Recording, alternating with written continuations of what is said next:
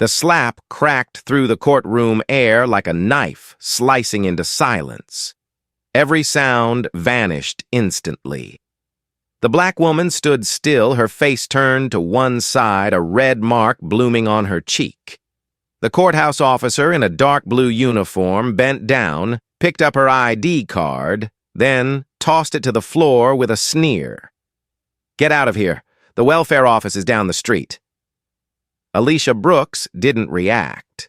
She bent down, picked up the card, and looked at the gleaming nameplate on his chest. "Officer Grant," she said quietly, her voice low but steady. "I won't forget." The people nearby froze. Another guard took a cautious step back. A young man holding his phone hit it quickly when Grant glanced his way. Grant straightened up and smirked. "People like you make this courthouse dirty just by walking in."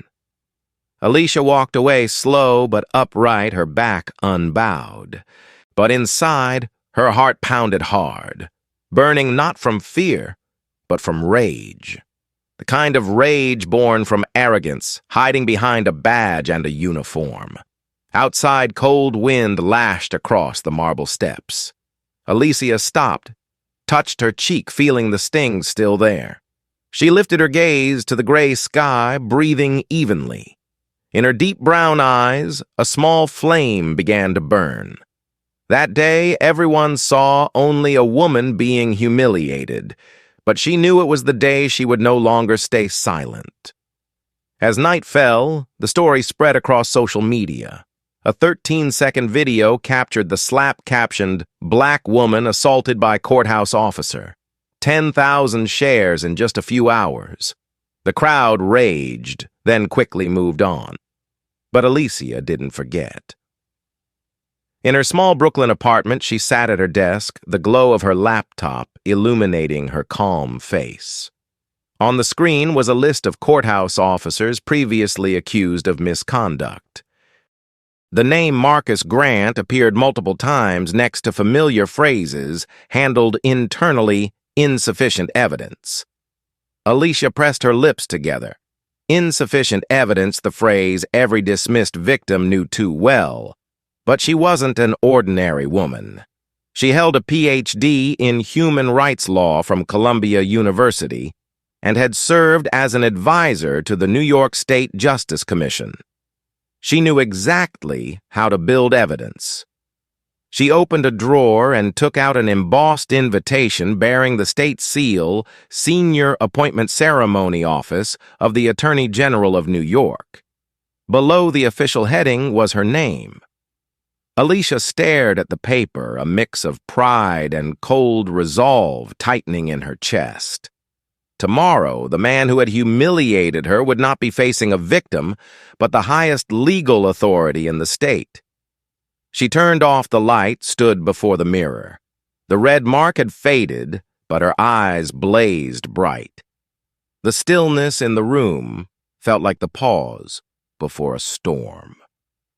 The next morning, the headlines read, "Black woman slapped by courthouse officer calls for civil investigation." Grant read the news in the security office and scoffed. People like that just want attention. He didn't know that the lawsuit Brooks vs. Grant had already been filed in federal court, complete with the video and a medical report. Alicia left her apartment in the morning mist. She wore a gray trench coat, her steps light the wind, lifting her long black hair. She carried no fear, only one conviction: justice does not live in the badges of the powerful, but in the hands of those who dare to rise. In the pale morning light, her face showed no trace of pain, only calm determination, the silence of a woman beginning the fight of her life. 2 weeks later, the Manhattan Federal Courthouse was filled with cold light. On the defendant's bench, Officer Marcus Grant sat upright, hands folded in front of him, his face carrying the quiet confidence of a man accustomed to winning. Across the room, Alicia Brooks, dressed in a navy suit with her hair neatly tied back quietly, arranged her documents. No lawyer, no assistant, just her alone facing an entire system. The judge struck the gavel, the sharp sound echoing through the chamber. The hearing between Alicia Brooks and Officer Grant is now in session. Grant's attorney, Eric Dalton, rose smoothly. Your Honor, my client was simply doing his job. He had to control a woman who was acting suspiciously and causing a disturbance in a secure area. There was no intent to attack or discriminate. Grant nodded, his face serious. He had rehearsed this narrative for weeks. To him, this lawsuit was nothing but noise. The system had always protected the police. Alicia sat still, eyes fixed on the witness stand, her hand gripping her pen. She knew every word he spoke was a distortion. Dalton signaled for Grant to take the stand. The light fell on him, gleaming off his badge. He began. That morning, I was on duty when I saw Ms. Brooks behaving strangely. She refused to cooperate and acted in a threatening manner. I had to intervene to ensure the court's safety. Dalton asked. In your 20 years of service, have you ever been disciplined? Grant replied immediately. Never. I have always followed protocol and received numerous commendations. A few people in the audience nodded, convinced by his steady voice. Dalton smiled. Your Honor, this speaks to his honesty and dedication.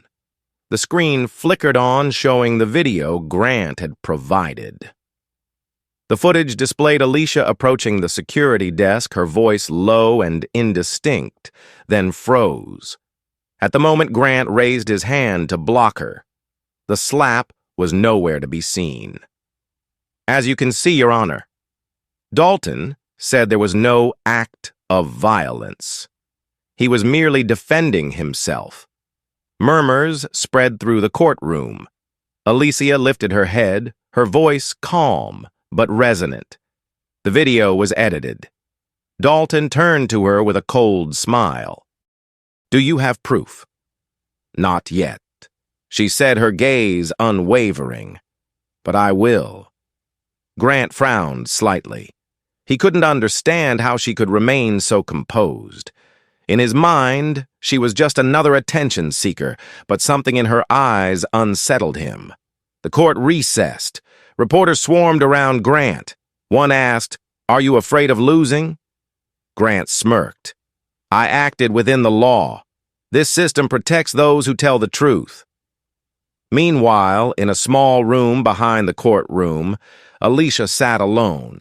She opened her laptop, the screen showing a detailed record of previous complaints against Grant for abuse of authority. Most had been marked insufficient evidence. She closed her eyes and took a deep breath. He was right. The system had once protected him. But this time, that very system would become the evidence against him. When the session resumed, Alicia stepped onto the witness stand. Her voice was steady and clear. That morning, I came to the courthouse to submit official documents. I presented valid paperwork, but Officer Grant refused to check it. Instead, he insulted me, told me to go to the welfare office, and asked if the father of my child was in prison. I remained calm, simply reminding him that I had the right to enter. Then he slapped me. Dalton moved to object, but the judge raised a hand. Alicia opened her briefcase and placed photographs and a medical report on the table. The images appeared on the screen, showing a red mark across her cheek. The courtroom fell silent. The judge turned to Grant. His lips tightened and sweat began to form on his forehead. Alicia continued, her tone soft but firm. I am not seeking money or fame. I only want to prove that justice cannot depend on skin color or a badge. Dalton clenched his pen out of words to defend his client. The session adjourned temporarily. As the judge's gavel struck, the sound echoed like a warning bell. Grant stood trying to appear composed, but something inside him had cracked. In the hallway, reporters crowded around Alicia with rapid questions. She said only one sentence. "I believe in the truth, and the truth will always find its way into the light." She left the courthouse, stepping into the gray afternoon, the wind brushing through her hair. In her eyes, there was no trace of a victim, only the resolve of someone preparing to strike back. She knew the real battle had only just begun. The next morning, fog blanketed the marble steps of the Manhattan Federal Courthouse. The air inside the courtroom was thick and heavy, as if every breath waited for an explosion. Reporters crowded the hallway, while inside Officer Marcus Grant sat with his arms crossed, his face expressionless. He believed everything was under control. Across from him, Alicia Brooks sat at the plaintiff's table, calm eyes fixed straight ahead, one hand resting on a thick stack of files. She looked at no one, her gaze unwavering. The judge entered and struck the gavel. Dalton Grant's attorney stood confidently. "Your Honor, today, we will prove that my client was simply performing his duty and has been misunderstood." He signaled for the staff to play the old video, the same one shown in court before. The screen displayed Alicia entering the courthouse, approaching Grant, then stopping. The footage was grainy and silent. "As you can see, Your Honor," Dalton said, "there was no act of violence. He was simply doing his job." The judge nodded, about to move on when Alicia stood. Her voice was gentle but clear. "Your Honor, I would like to present new evidence, the original unedited footage from the courthouse security system." The courtroom went silent. Dalton turned in disbelief. "Where did you get that those files are restricted?" Alicia replied calmly. "Through a lawful process, and it represents the truth. The judge granted permission." The screen lit up the image, sharp and unmistakable. Grant was laughing with a colleague. Alicia approached, handing over her papers. He didn't even look at them before saying, "Wrong place, the welfare office is down the street." Alicia answered calmly, "I have valid authorization." He barked back, "Fake papers. Is your child's father in prison?" Then Grant's hand shot up and struck her across the face. The sound of the slap echoed through the courtroom, silencing everyone. Someone gasped audibly. Grant sat frozen, unable to look away from the screen. On video, Alicia touched her cheek, bent down to pick up her ID card, and read his name aloud. Officer Grant. "I will not forget." The judge motioned to stop the video. Dalton shot up from his seat. "This footage can't be authenticated." The judge looked at him steadily. "The technical department has verified it. It's genuine. Proceed." Alicia spoke slowly. "That is everything that happened. There was no threat, no resistance, only insult and violence." The room was silent again. A reporter in the back lowered his pen, eyes wide with disbelief. Grant swallowed hard, struggling to speak. I just reacted when she came too close." Alicia turned toward him, her voice sharp as steel. "You reacted with prejudice, not reason." Dalton tried to object, but the judge raised a hand. "The court recognizes this evidence as valid." The atmosphere shifted completely. Those who had doubted her now looked at Alicia differently. Her calm presence filled the heavy silence. The judge called a 10-minute recess. Reporters rushed outside, phones ringing non-stop. The hashtag Justice for Alicia began trending online. Grant hurried down the hallway, pale and tense, trying to avoid the cameras, but the flashlights still flared around him. "Do you have any comment?" a reporter shouted. He only shook his head. Meanwhile, Alicia stood alone by the window in the lounge. She looked down at the crowd below, the faint sunlight reflecting off the glass. Her phone buzzed softly. A message from her brother, an investigative journalist, appeared, sis. I found 15 complaints linked to Grant. All buried. Alicia read it, her lips curving slightly. Good. We have our next move. She stepped out of the room and walked firmly down the hallway. Each step echoed with conviction. For the first time in years, she felt the system that once protected the guilty beginning to tremble. Outside the courthouse, the wind was cold. Alicia stopped and looked up at the gray sky where a hint of light was breaking through. In her eyes, exhaustion gave way to determination. She knew that slap was not just an insult to one woman, but a wake-up call to a blind justice system. And from this day forward, she would be the one to open its eyes. That night, the small apartment on the 13th floor glowed with light long past midnight. Outside the window, the sound of distant car horns echoed through the city, but inside there was only the soft rustle of papers and the steady tap of a pen. Alicia sat at her desk, eyes fixed on her computer screen, scrolling through rows of internal police department files. The words flashed coldly across the monitor. Complaint dismissed, insufficient evidence. 15 complaints, all tied to Officer Marcus Grant. Alicia leaned back slightly, taking a sip of cold coffee. Her face was calm, but in her eyes burned a quiet fire. Insufficient evidence, she murmured. Then I'll make the evidence myself. The phone rang. Her brother's voice, the investigative journalist, came through. Sis, I found the emails between Grant and his superior. They deliberately deleted the first part of the video to protect him. Alicia smiled faintly, her tone low and firm. Keep it. Don't publish. Tomorrow morning we'll let the court see for itself. She hung up and opened the window. The night wind rushed in sharp and cold. The city glimmered beneath her, each tiny window glowing like a watchful eye. Alicia stood there for a long time. Since the day she was slapped, she hadn't seen herself as a victim. She saw herself as a witness to the rot inside a system, and she was going to fix it with the law. On the wall, her doctorate in human rights law from Columbia University reflected the light from her desk lamp.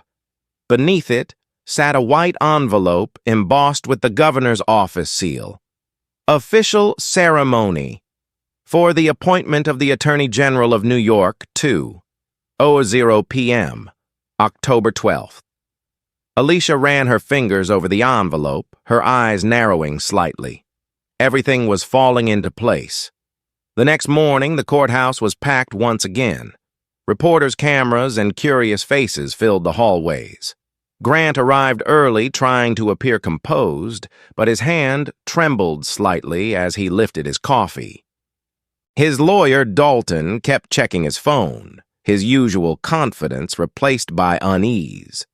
The judge entered, and the gavel struck. Alicia rose, her voice steady but sharp. Your Honor, I submit additional evidence, a record of emails between Officer Grant and his superior, confirming that they deliberately edited and deleted the beginning of the video to avoid investigation. Dalton shot to his feet. Objection. This data cannot be verified. The judge gave him a hard look. The technical department has confirmed it. This is an authorized copy from the internal system. Alicia stepped forward, placing the stack of papers on the table. Her voice was even and cold. This is no longer the misconduct of one man. It is the concealment of an entire institution. When justice is manipulated, no one is safe. Grant bowed his head, sweat gathering at his collar as he avoided her gaze. Alicia turned toward Dalton and said slowly, They said I lacked evidence, but the truth cannot be erased with a click. The judge called a brief recess to review the new documents. When the gavel struck again, Grant nearly collapsed into his chair. Dalton lowered his head, while Alicia sat upright, composed, and calm. Outside, reporters swarmed. "Do you think you'll win?" one asked. Alicia paused, sunlight, casting a golden outline around her hair. "I don't need to win," she replied. "I just need the truth to stand up." She stepped down the courthouse steps, the wind brushing lightly against her coat. Her phone buzzed with a new message. 2 p.m. The ceremony remains confirmed. Alicia read it and smiled. In her mind, the final pieces of the puzzle had locked into place. By tomorrow, everyone would know that the woman they had dismissed was not just a plaintiff, but the highest authority in the state's justice system. And when that happened, Grant's slap would no longer be seen as a moment of misconduct, but as the act of arrogance that would make an entire system bow its head. The next morning, New York lay under a blanket of fog, the gray sky hinting that this would not be an ordinary day. Alicia woke early, her apartment softly lit by pale golden light filtering through the curtains. On the desk, her leather briefcase was neatly packed, holding every document from the case and a small envelope embossed with the seal of the governor's office. She opened it once more and read the short line inside announcement ceremony for the Attorney General of the State 2 was 0 p.m. October 12th. Closing it. Her gaze remained calm. Everything would end today. Outside the courthouse, a crowd of reporters swarmed. Questions came like a downpour. "Ms. Brooks, do you think you'll win? Are you planning to sue the entire police department?" Alicia gave only a faint smile, walking steadily through the flashing cameras. No one knew that the petite woman before them carried a secret powerful enough to shake the entire system. The judge entered. Dalton rose to speak. "Your Honor, we maintain that the new evidence is unreliable. Ms. Brooks is deliberately manipulating public opinion." Grant sat beside him, his head bowed, his hands trembling slightly. Alicia stood, her voice low and steady. "Your Honor, I submit additional evidence. An audio recording of a conversation between Officer Grant and his superior obtained legally by the Internal Affairs Division." The judge nodded. She pressed play. Grant's voice filled the courtroom, clear and undeniable. "Don't worry. I deleted the beginning. No one will hear what I said to her." The entire courtroom fell silent. Dalton lowered his head and Grant's face turned pale, his lips trembling without sound. The judge spoke briefly.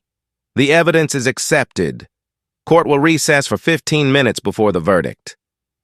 Alicia gathered her papers. She knew she had already won, yet the battle still had one final act. In the small lounge, she replaced her silver cufflinks and looked at herself in the mirror. Her eyes were steady without a trace of pride.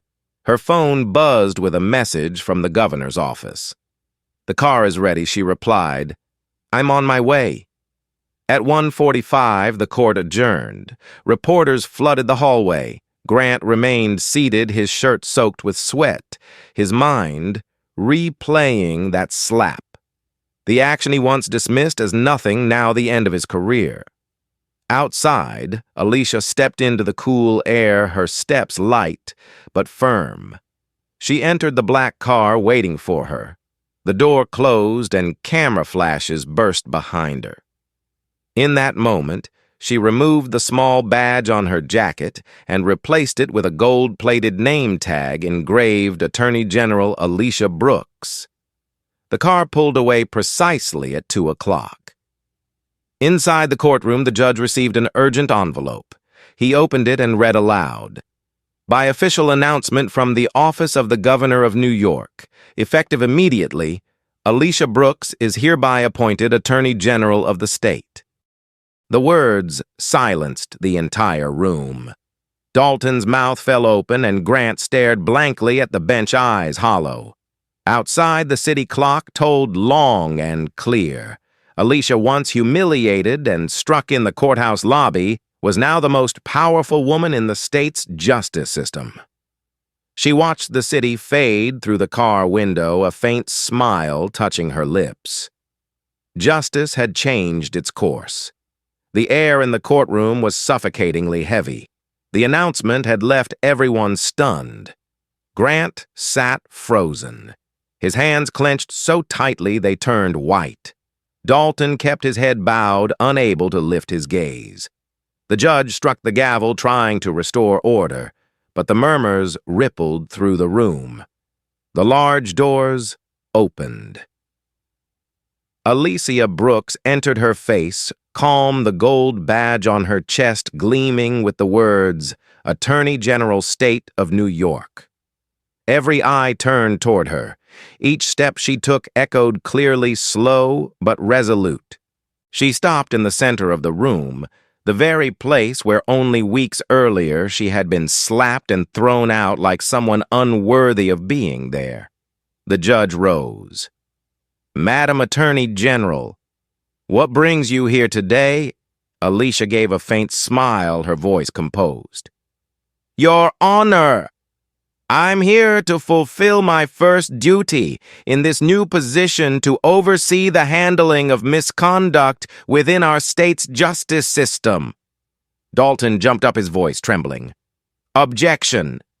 This is a conflict of interest. She was the plaintiff, the judge interrupted. From this moment forward, Ms. Brooks is no longer the plaintiff. Her authority of oversight is lawful. Please sit down, Mr. Dalton. Alicia turned to Grant. He tried to avoid her gaze, but couldn't. Her voice rang out calm, yet piercing. Officer Grant, you once told me I didn't belong here. Tell me, do you feel you belong to justice today? Grant said nothing. Alicia opened her briefcase, pulling out a new stack of files and placing them firmly on the table. These are the records of 15 complaints that were buried over the past 10 years. The same pattern, the same response: ignore, conceal, dismiss. The judge flipped through the pages, frowning. Every case bears the name of Officer Grant. Alicia nodded. And also the signatures of those who protected him. Dalton spoke softly. I request that the court reject these documents. No need. The judge replied. The evidence speaks for itself. Alicia stepped forward. She didn't raise her voice, but every word carried through the courtroom. He didn't just slap a woman. He slapped the people's faith in the law's protection. And that, Your Honor, is something that cannot be excused. Grant shook his head, his voice cracking. I only followed procedure. Alicia looked straight at him. No, you followed habit. The habit of power without accountability. The judge signaled the bailiffs to step forward. Grant collapsed into his chair, eyes vacant. Dalton exhaled, knowing it was over. Alicia looked around the courtroom, her gaze sweeping across the spectators, ordinary citizens, reporters, her former colleagues, all now standing in silence. In that quiet moment, she spoke slowly. Justice is not revenge. It is a reminder that every action must have its consequence. The judge struck the gavel. This hearing is adjourned. The Office of the Attorney General will conduct a full investigation. As Alicia left the courtroom, the corridor was filled with the golden light of late afternoon. She walked slowly, her footsteps echoing against the marble floor. A female reporter approached nervously. Madam Brooks, how do you feel right now? Alicia stopped, looked straight into the camera, and said softly, I don't feel triumphant. I just feel relieved that at last justice has been seen with open eyes. She turned away and walked outside. The sunset cast a warm glow across her serene face. The city below was as noisy as ever. But for Alicia Brooks, it had just entered a new era, one where truth would no longer be hidden behind skin color or a badge. That afternoon, sunlight streamed through the courthouse windows, casting long golden lines across Officer Grant's vacant face. The courtroom was no longer filled with the noise and tension of the morning. It had become silent cold, like a morgue for lost honor. Grant sat hunched over, gripping his police cap on his knees, his eyes empty. Alicia Brooks, in a dark tailored suit, stood tall in the center of the room, like a new symbol of justice. The judge called for the continuation of the internal hearing this time, under the supervision of the state's attorney general. Alicia stepped forward, her voice calm yet powerful enough to command absolute attention. Officer Grant, today I do not stand here as a victim, but as a representative of justice. I will ask you a few questions. You have the right to remain silent, but everything you say will be entered into the official record. Grant nodded slightly, his throat dry. Alicia opened a thick folder and began reading each line with chilling precision. March 2018. You stopped attorney Maria Gonzalez at the entrance, claiming her legal ID didn't look real. July 2019, you questioned a black judge demanding that he prove his identity.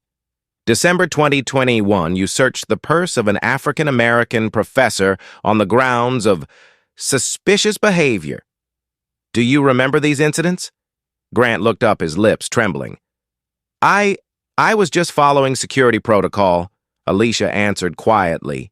No. You were following prejudice. The room fell utterly silent. A few reporters scribbled notes quietly, barely daring to breathe. The judge looked at Grant with a heavy gaze. Alicia continued, her tone firm but steady. For 20 years, the system protected you because they believed you represented discipline. In reality, you are living proof that discrimination can wear a uniform and carry a badge. And today, that badge will be removed. Grant's head dropped, his hands shaking. Dalton, his lawyer, could only stare at the floor. The judge spoke. Under the temporary authority of the office of the Attorney General Officer Marcus Grant, is hereby suspended without pay and placed under criminal investigation for obstruction of justice, evidence tampering, and civil assault. The words struck like a verdict echoing through the chamber. Grant slumped in his chair, his eyes red, his voice cracking. I didn't mean to. I only did what I thought was right. Alicia looked at him, her eyes both cold and sad. What you thought was right has silenced countless others. Today, that silence will finally speak. Reporters rushed out as the news spread like wildfire. Headlines exploded across media outlets. Attorney General strips officers' authority inside the courtroom. Crowds outside the courthouse erupted in cheers, some with tears streaming down their faces. As Grant was escorted out, he turned back toward Alicia, his voice choked. You planned all of this, didn't you? Alicia replied softly, her eyes steady. No. You wrote this story yourself the moment you struck me. The judge declared the session adjourned. Alicia gathered her files and walked down the long corridor. The fading sunlight illuminated her face, the words Attorney General on her nameplate, glinting brightly. People stood as she passed. No one spoke. It was a silence of respect. On the courthouse steps, Alicia paused. The wind from the Hudson River swept through, scattering a few sheets of paper from her hand. She gripped them tightly, gazing at the cheering crowd in the distance. In that moment, she didn't feel like a victor, but like someone carrying the weight of a much greater change. In her heart, only one thought remained. Justice was never dead. It only needed someone strong enough to call its name again. The next morning, as the sun rose over Manhattan's glass towers every morning, news broadcasts shared the same headline: Attorney General Alicia Brooks strips officer's badge in courtroom. New York State justice system shaken. Footage of Alicia in her navy suit standing tall in the courtroom with light glinting off her golden badge filled every screen. Inside her new office on the top floor of the Justice Tower, the atmosphere was entirely different from the noise outside. Everything was spotless, organized, and still. Alicia sat by the large window gazing at the traffic below, a cup of coffee in hand. She didn't smile, didn't frown, just sat in silence. On the wall-mounted screen, the broadcast replayed the moment Grant was escorted out of the courtroom. She felt no triumph, no anger, only a calm peace, the kind that comes late, but is well-earned. Her secretary knocked and entered carrying a new stack of files. "Madam Attorney General, the Internal Oversight Committee has opened investigations into 12 additional cases. 3 officers were found to have covered for Grant." Alicia nodded slightly. "Send everything to the Special Inspector Division. No exceptions. No favoritism.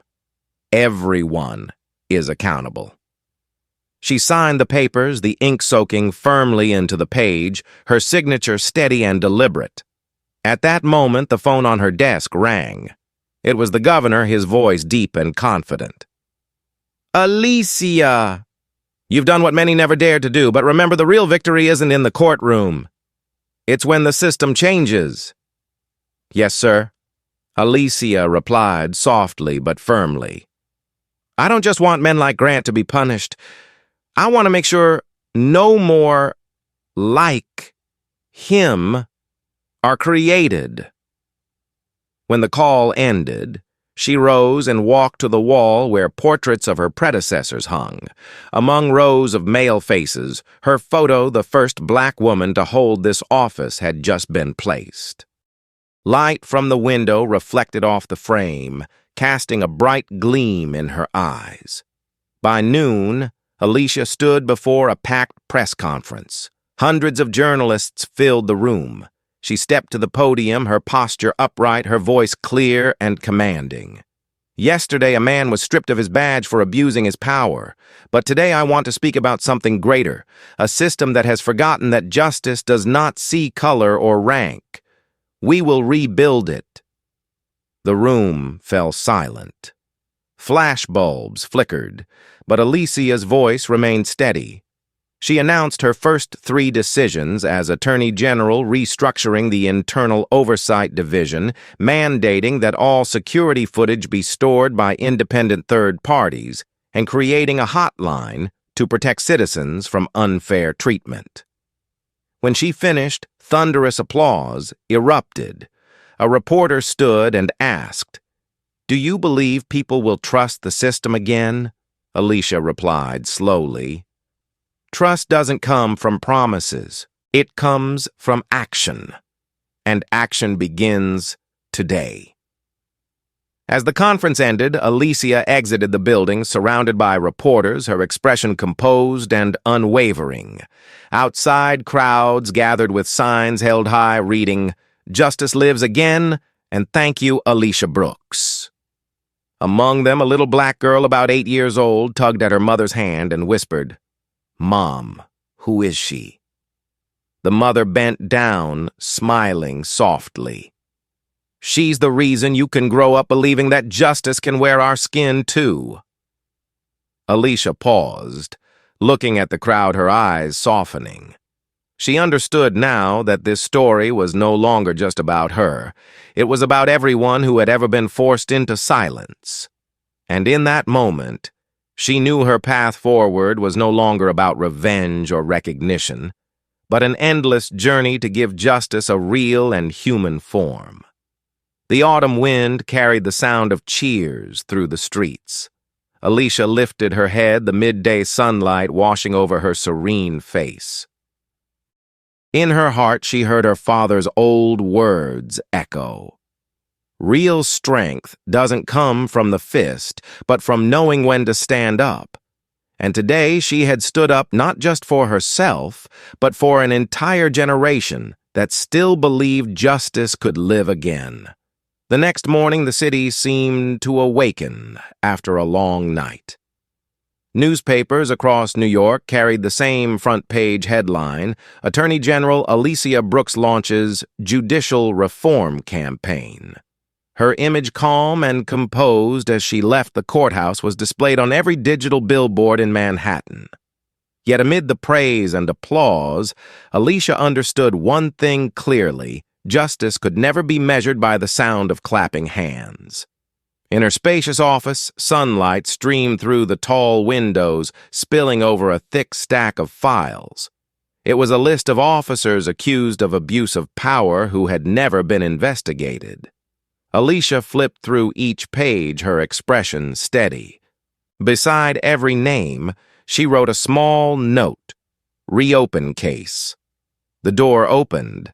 A man stepped in. Nathan Lee, a civil rights attorney who had worked with Alicia years ago. He placed a new file on her desk. "Alicia, you're doing the right thing, but this system won't fall easily. Some people inside the department are pushing back. They say you're attacking the police." Alicia looked up, her tone calm. "I'm not attacking anyone, Nathan. I'm just shining light on the places they've kept dark for too long." Nathan smiled faintly. "Still the same? You unchanged?" He paused, studying her face. "Do you ever regret it? If you'd stayed silent back then, things might have been easier?" Alicia replied slowly. "Regret. The only thing I regret is not standing up sooner." By noon, Alicia and her inspection team arrived at the Manhattan Police Department. As she entered, dozens of officers stood. Some tried to hide their unease, others lowered their heads. The police chief, an older man with a weathered face, stepped forward to shake her hand. "We'll fully cooperate, Madam Attorney General." Alicia glanced around the room, her eyes landing on a wall lined with medals.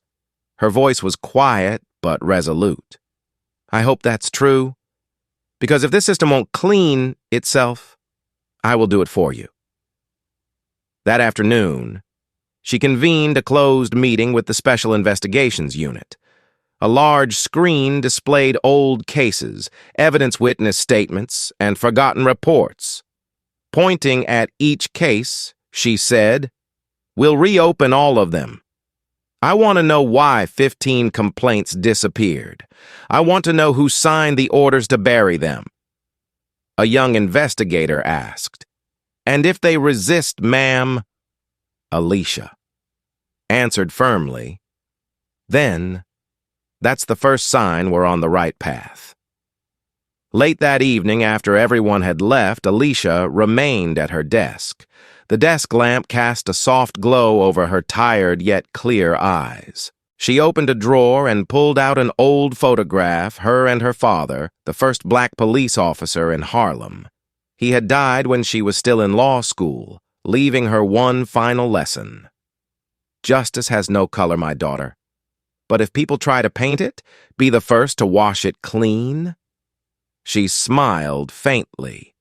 Today, at last, she had kept that promise. Outside, the city lights came alive. Across digital billboards, a new message from the Office of the Attorney General shone brightly. Accountability is not revenge, it's repair. Justice is not about retribution, it's about healing. In that moment, Alicia realized her story was no longer a personal battle. It had become a movement. One woman standing up had made an entire system bow its head. But more importantly, she had inspired thousands of others to stand up with her. She closed the final file and looked out at the glowing city below. In her eyes shone a quiet conviction. Justice never dies. It only waits for someone brave enough to call its name. That afternoon, Heavy clouds hung over Manhattan, and the wind from the Hudson River whipped the flags outside the Hall of Justice into a frenzy. Inside the grand auditorium of Columbia Law School, a special symposium titled Justice and Accountability in Modern Policing had just begun. Hundreds of students, lawyers, and journalists filled every seat. On stage, Alicia Brooks, the newly appointed Attorney General, walked to the podium wearing a simple black suit. No notes, no written speech, only her voice steady, clear, and full of quiet power. "I'm not here to retell the case that made me famous," she began. "I'm here to talk about what weakens justice every single day, the silence." The hall fell utterly still. Many people choose silence out of fear of losing their jobs, their reputation, their sense of safety. But I've learned one thing. When we stay silent in the face of wrong, we become part of it. A student raised a hand. "Madam Attorney General, were you ever afraid the system would turn against you?" Alicia smiled. "Of course I was. But I was more afraid of my daughter growing up in a world where the law serves the powerful. So I chose fear in action over safety in silence." When she finished speaking, the audience rose to their feet, applause thundering through the hall. Some people wiped away tears. The image of Alicia standing on stage spread rapidly across social media, shared millions of times under the hashtag #JusticeWithCourage. Yet even as praise filled the air, Alicia knew the real battle was far from over. Inside the system, those who had thrived in secrecy were beginning to push back. Some files she had requested had mysteriously disappeared. A few witnesses suddenly withdrew their statements. She understood that reform always came with a price. That night in her quiet office, Alicia received an envelope with no sender. Inside was a single piece of paper scrawled in shaky handwriting, "Stop now, or everything will be destroyed." She read it once, folded it neatly, and set it on her desk, expression unchanged. Her secretary, alarmed, asked, "Madam, should we call security?" Alicia shook her head. "No. This only proves we're moving in the right direction." The next morning, she arrived at the Manhattan Police Department for an internal hearing. Across the table sat 3 high-ranking officers who had signed off on the cover-ups protecting Grant. None of them met her gaze. Alicia began, her tone calm, but sharp as a blade. "I don't care how many medals you've earned. I only want to know this. Why did 15 complaints vanish from the system?" No one answered. She pulled from her briefcase a thick folder of recovered data and slid it toward them. "I have copies of everything, fake signatures, edited reports, deleted records. Every trace is here. If you still value the badge on your chest, cooperate before I'm forced to prosecute." One of them finally spoke, his voice trembling. "You don't understand. We followed orders. Our superiors told us to leave it alone. If we refused, we'd lose our jobs." Alicia looked directly at him and said quietly, "Justice doesn't need obedience. It needs honesty." The meeting ended in heavy silence. As she stepped outside, rain began to fall, each drop hitting the pavement like a slow drum beat. Alicia lifted her face to the cold air, her father's voice echoing in her mind. "If you want to change the law, you must be brave enough to face the ones who wrote it." That afternoon, she returned to her office. Her investigative team had compiled enough evidence to launch internal prosecution. Standing before the digital board, she looked at the list of names. Some belonged to people who had once shaken her hand, who had once called her sister. She felt no hatred, only duty. "Begin," she said softly. "No exceptions." News spread quickly. That evening, every television network led with the same footage, Alicia Brooks signing an executive order to launch a full-scale investigation into the Manhattan Police Department. The anchor's voice declared, "A new chapter in New York's justice history has begun." In a small apartment in Brooklyn, an elderly woman watched the broadcast, tears streaming down her cheeks. "She did it," she whispered. Meanwhile, in her dimly lit office, Alicia sat, with only her desk lamp illuminating half her face. She picked up her pen and wrote the final line in her report. "No justice can exist if we choose to live with silence." Outside, the rain had stopped, leaving the night sky calm and clear. The city lights shimmered on the bronze nameplate engraved with her title, Attorney General Alicia Brooks. And in that moment, she understood that this was not the end, but the beginning of a quiet revolution, one where justice would finally be called by its true name. 6 months later, spring draped New York in a gentle hue. Under Alicia Brooks's leadership, the state's portrait of justice had changed. The numbers told no lies. Complaints of abuse of power had dropped by nearly 70%, and the number of internal investigations made public had tripled. But to Alicia, those numbers were only the surface of a deeper journey, the journey of helping people believe in the word justice again.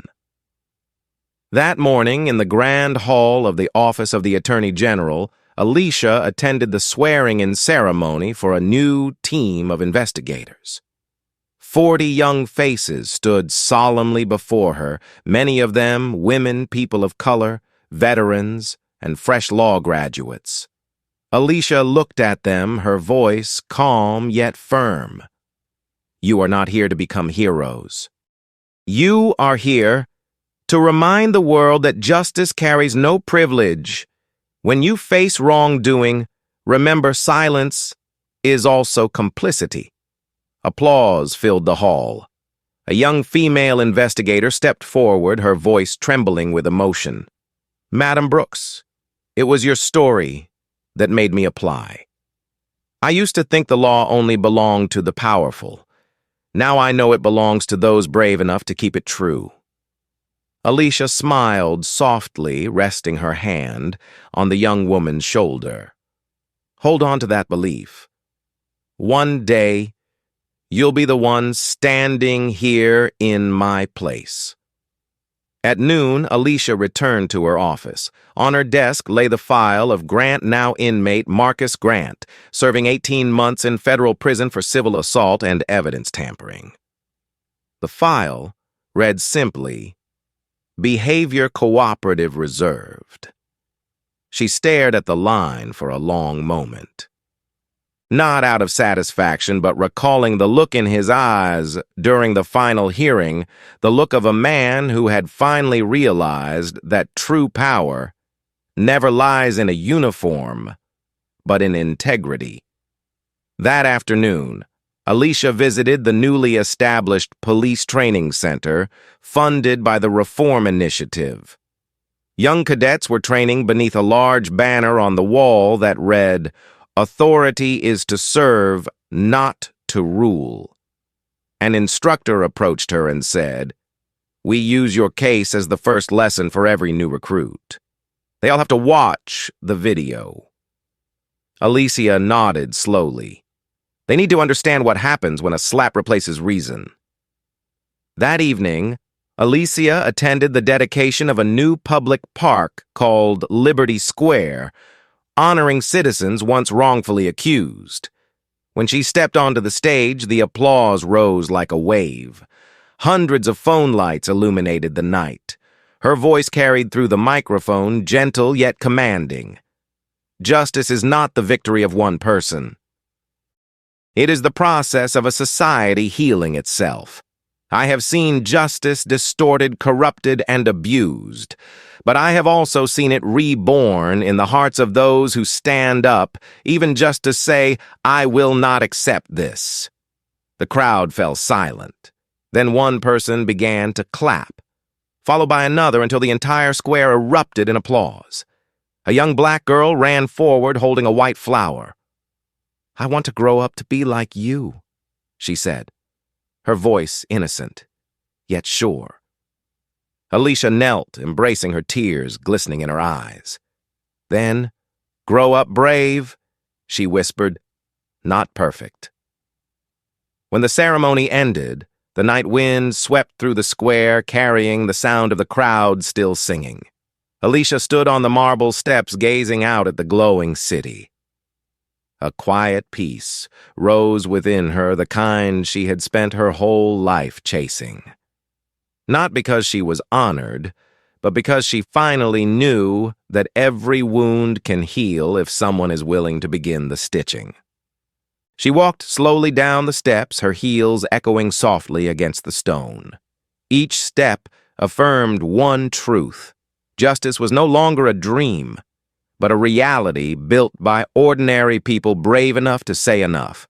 And that night, Alicia Brooks, the woman once told she didn't belong, stood as living proof that when courage meets the right moment, the entire world must change the way it sees. That morning, New York glimmered in the early sunlight. Across the newspapers, bold headlines read, "Attorney General Alicia Brooks, the woman who changed American justice." But inside her high-rise office, Alicia began her day as she always did, with a cup of black coffee, a few quiet minutes by the window, and a thoughtful gaze at the stream of hurried people below. To her, this was not a victory, but a responsibility. At noon at the National Conference on Judicial Reform, thousands stood as Alicia stepped onto the stage. She carried no notes, no script. Her voice resonated calm, yet commanding. "A year ago, I was humiliated in a courtroom, but instead of bowing my head, I chose to stand and face it. I didn't return to seek revenge. I returned to prove that justice has no color, no gender. It has only one form: truth." The hall fell silent. Alicia looked around and continued. "Justice is not something granted by the powerful. It is something each of us must protect. A slap can cause pain, but if we turn that pain into action, the world changes." When she finished, thunderous applause filled the hall. The press later called it the Declaration of Justice for a New Century. But after leaving the stage, Alicia didn't stay to receive congratulations. She simply told her assistant, "We still have work to do." That afternoon, Alicia met with representatives from other states to share her model for police reform. "Punishment alone isn't enough," she said. "We must teach them that power is not meant to dominate, but to serve." The room was quiet as heads nodded in agreement. Late that evening, Alicia walked alone along the Hudson River. The breeze was gentle, the city lights danced across the water's surface. Though the city buzzed with life, she felt a calm silence within. She thought of her father, the first black police officer in Harlem, who once told her, "If you want to change the law, you must have the courage to confront it." Now she had done just that. A familiar voice called from behind. It was Nathan Lee, her old friend and colleague. "You just made the whole country go quiet?" he said, half joking, half serious. Alicia smiled. "I don't need them to be quiet, Nathan. I need them to act." He nodded.